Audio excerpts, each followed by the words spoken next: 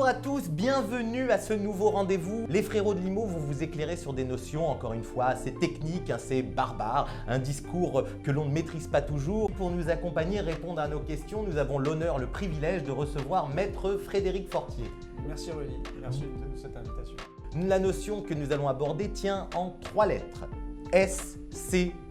Vous en avez certainement déjà discuté avec votre comptable, échanger à ce sujet avec des amis de la famille. Aujourd'hui, nous voulons en savoir un peu plus. Nous allons découvrir la définition que vous allez nous donner tout de suite, Maître Fortier, la définition d'une SCI. Alors SCI, Société Civile Immobilière, c'est quoi? C'est une structure juridique qui a une existence propre. On parle de personne morale, à la différence de vous et moi, personne physique.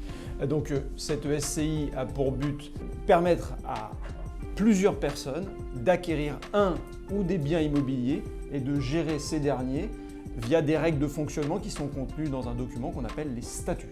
Ah oui, les fameux statuts de la SCI. À présent, je suis acquéreur, je souhaite acquérir un bien, dois-je opter pour la SCI? Alors c'est une excellente question. Pour moi, la SCI a 3 avantages. Le premier répond à un souci de gestion.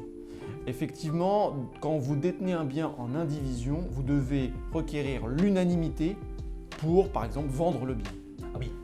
En SCI, vous n'allez pas avoir besoin de cette unanimité puisque les règles du jeu vont être inscrites dans les statuts. Et on va pouvoir décider du sort du bien, par exemple, à 2/3 des membres de la SCI. C'est le premier avantage. Le deuxième avantage va être, sous certaines conditions, un allègement des frais en termes de transmission du bien immobilier contenu dans la SCI. On va transmettre des parts sociales et non pas le bien, et en cela économiser certains frais. Et le troisième avantage qu'on voit souvent apparaître, c'est un avantage par rapport au financement. Les enfants d'une famille veulent acquérir un bien, réaliser un investissement locatif, ils ne vont pas avoir les reins assez solides pour réaliser cet investissement vis-à-vis des banques. Les parents vont intégrer la SCI et en cela va pouvoir acquérir ce bien et réaliser l'emprunt bancaire. L'union fait la force, en s'associant on est plus fort, donc il y a plein d'avantages à opter pour une SCI. Est-ce que vous en voyez des limites, des inconvénients? Alors effectivement, la SCI peut s'avérer être une fausse bonne idée sur plusieurs aspects. L'aspect je fais une SCI pour payer moins d'impôts sur le revenu sur les revenus locatifs. La deuxième, je fais une SCI et on réglera les problèmes de l'indivision alors que nous sommes que 2. À 2, il n'est pas forcément opportun de faire une SCI.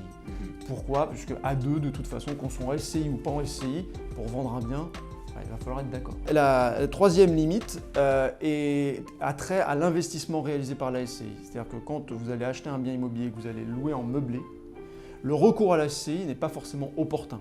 Et en cela, on va peut-être potentiellement aggraver la fiscalité de l'investissement. Merci Maître, merci d'avoir été si clair, si précis.